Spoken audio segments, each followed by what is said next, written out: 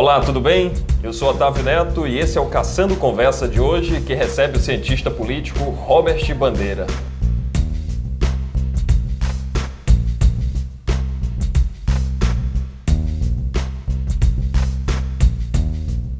Professor Robert Bandeira, que é formado em Ciências Sociais pela Universidade Federal do Piauí e também pela UFP, é mestre em Políticas Públicas e doutorando em Sociologia pela Universidade Estadual do Ceará. Professor Robert, nós já temos no Piauí um governador que está indo para o quarto mandato, né? Se encontra no quarto mandato. Nós temos o prefeito da capital teresina, o prefeito Firmino Filho, que está no quarto mandato. O que é que esse grande número de reeleições fala sobre o Piauí, sobre a política piauiense? O que a gente pode observar, de fato, é que há uma grande articulação partidária, né? A gente pode identificar, por exemplo, no município, um sistema partidário muito em prol ao PSDB, por exemplo, no município de Teresina. Já no estado do Piauí, a gente tem um sistema partidário mais favorável ao governo, o partido do governador, que é o PT. Então a gente pode observar que o PT, em nível estadual, ele conseguiu costurar boas alianças, conseguiu trazer para o seu governo pessoas fortes, que poderiam até ser concorrentes dele, né, em uma disputa eleitoral.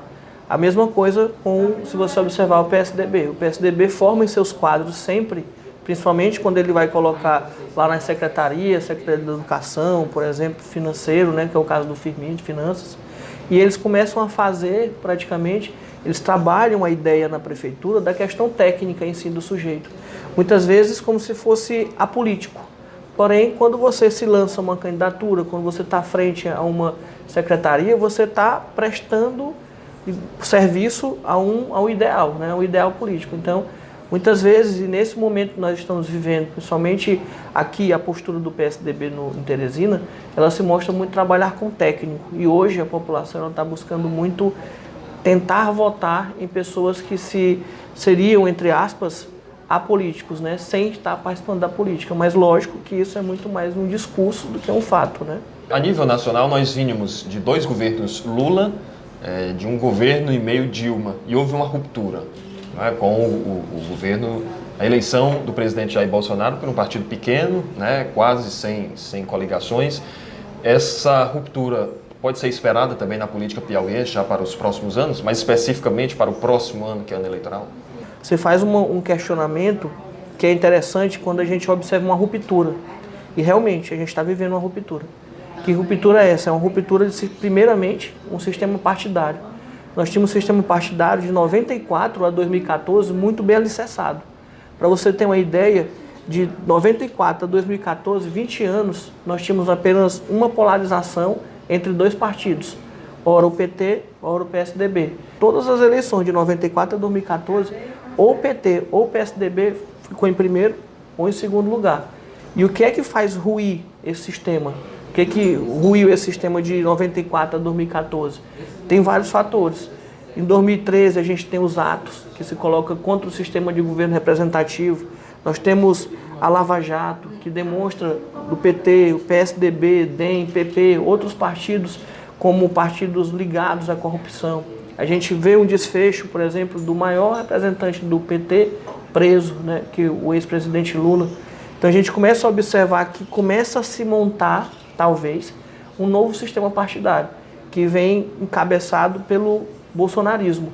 Por que a gente não vai falar em PSLismo, mas em bolsonarismo? Porque o PSL ele apenas foi uma plataforma. Para você ter noção, o PSL até 2014, praticamente em 5 eleições, ele consegue eleger um representante, né? Então, e você vai observar, por exemplo, em 2018, nós temos 52 eleitos para a Câmara. Sendo que na Câmara, a gente observa desses 52 eleitos, 30 pessoas foram eleitas sem nunca ter se candidatado a nada. Então a gente começa a ver que isso é sintomático. Começa a observar, por exemplo, por cima, que alguma coisa está acontecendo de errado. Então a gente vai observar esse antipetismo muito forte, como também está se chamando também, né, de fenômeno do bolsonarismo, né? Ou seja, e a gente começa a ruir, como você falou anteriormente, a gente tem uma ruína de um sistema partidário. como é que se deu essa ruína? Por que a gente sabe que ela se deu? Porque a polarização PT-PSDB, ela não se repetiu.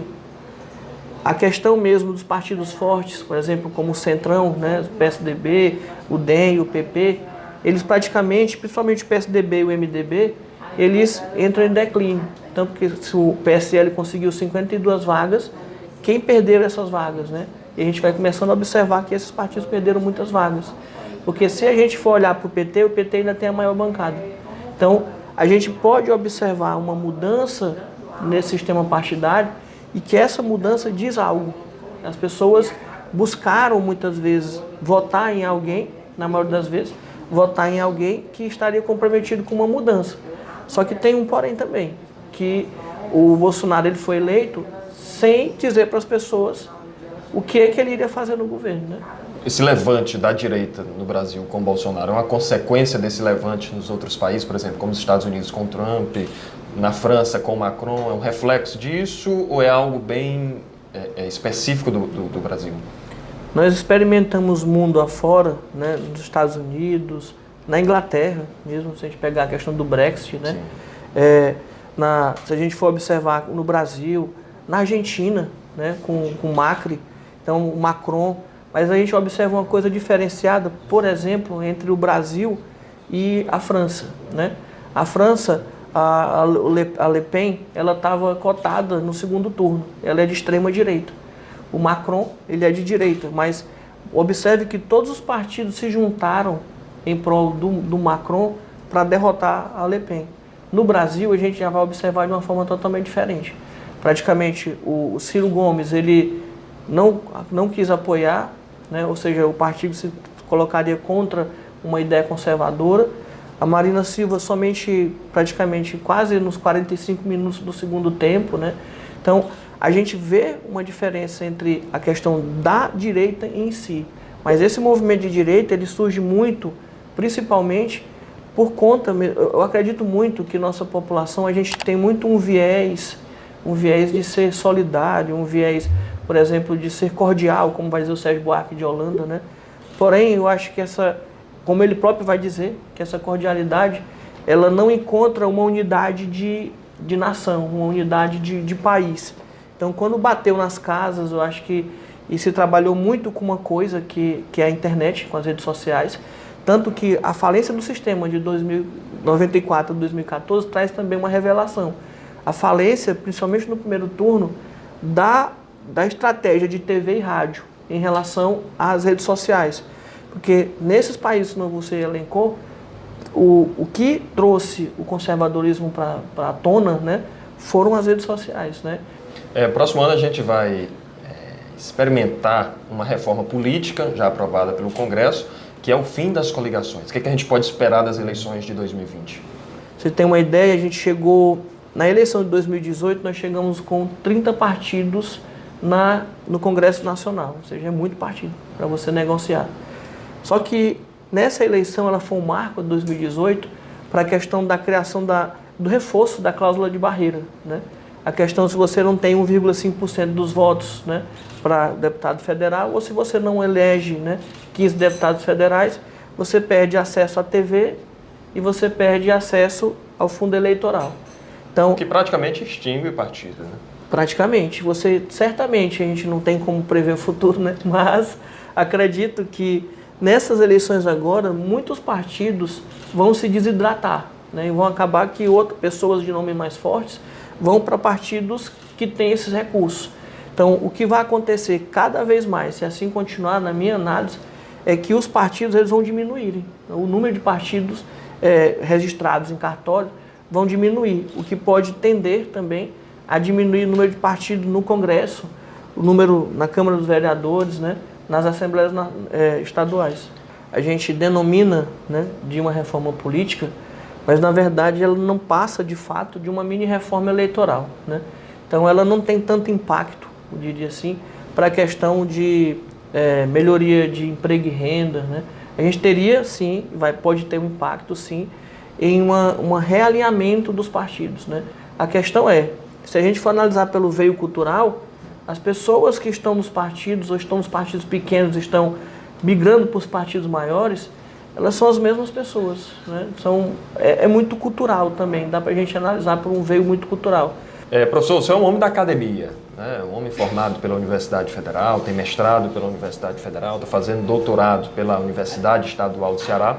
Como é que o senhor está observando esses bloqueios? Já tivemos bloqueios anunciados pelo CNPq, bloqueios anunciados pela CAPES. Como é que o senhor está vendo esse cenário acadêmico proporcionado, patrocinado pelo governo Jair Bolsonaro? Mas eu vejo pessoalmente com uma profunda tristeza, né? Porque a gente observa que não é só atacar a universidade em si, né? É atacar a ciência, é atacar a tecnologia, né? É atacar sonho de milhares de pessoas, né? Muitas pessoas deixam o trabalho para se dedicar a um outro trabalho, né? Que é pesquisar, é trabalhar também. E você vê uma questão de... Você é podado, né? Ou seja, no seu sonho em si. Mais do que a questão pessoal, ela é uma questão de Estado. A gente vai observar, se nós observarmos hoje, num patamar em que o Brasil está hoje, entre outros países, nós estamos andando na contracorrente. A gente está nadando contra essa corrente. Então, enquanto outros países eles estão investindo em tecnologia, em educação, em ciência, a gente está indo contra. Acabar com esses gastos, vetar esses gastos, nós vamos perder não só dinheiro na área da educação, da ciência, da tecnologia, mas da saúde. Nós vamos perder programas sociais. A gente está diante de um Brasil diferente, né? A gente não tem mais aquele Brasil passado, né?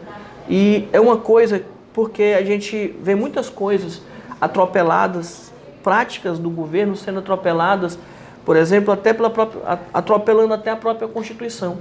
E o que a gente pode ter no futuro é um espaço do Estado, ou o alcance do Estado, como já está acontecendo, diminuir cada vez mais e abrir um espaço para o mercado. Está se pensando, partindo dos pressupostos, que o mercado é mais honesto do que a questão do Estado em si, né? E a expectativa de melhorar essa situação? Essas bolsas retornarem, como é que... Eu acredito que com esse governo a gente não teria uma volta dessas bolsas. Por quê? Porque a gente tem que começar, na análise política, tem que começar realmente a verificar, tentar se afastar do que a gente acredita e observar que nós estamos diante de outro momento. E esse momento, ele não cabe mais políticas sociais, ele não cabe mais a transferência de renda de forma assistencial, ele não cabe mais o investimento em educação, em saúde. Ele vai querer definhar isso, né? O governo já tem uma proposta de praticamente, aproximadamente 17 empresas, né? Ou seja, de propostas para privatizar. Lógico que isso tem que passar pelo Senado, mas só acenando para isso, a gente já observa o que é prioridade do governo, né? O que é interessante, Otávio, é que a gente tem que analisar o seguinte: o que o governo realmente representa é aquilo que ele faz e não o que ele diz que quer fazer.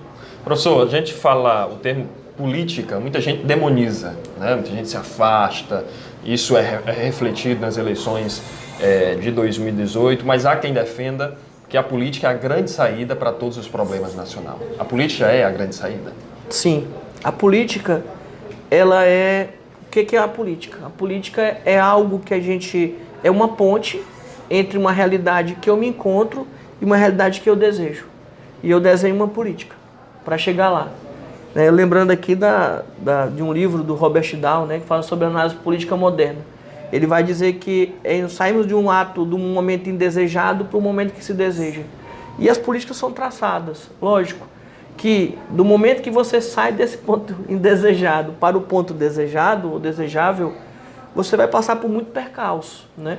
Então você vai passar por negociações, pessoas vão querer tirar vantagem dessa política. Então a política em si não é ruim. O que é ruim seria o que a gente poderia chamar de politicagem. Mas realmente a saída é a política. Se você observar, nós vivemos num país, né, gigantesco, de proporções gigantescas. Nós temos 205 milhões de pessoas e a gente só vai conhecer um pouco da Constituição quando a gente está na universidade. E detalhe, quem aprende mais isso é quem está no curso de Direito. A gente está, entre aspas, a gente joga, participa de um tabuleiro de jogo, né, analogicamente, e a gente não sabe as regras. Quando a gente entra em contato com a política, a gente entra em contato diretamente com a politicagem. Aí a gente diz, né, lembrando aqui o Bertolt Brecht, né, a gente bate no peito, né, e diz que não gosta de política. É porque não conhece como a política realmente funciona. Porque não é nos dado realmente esse ensinamento. Não é nos colocado, nos proporcionado isso. Professor Robert, muito obrigado por receber muito esclarecedora a nossa conversa. Eu que agradeço. Professor Robert Bandeira no Caçando Conversa.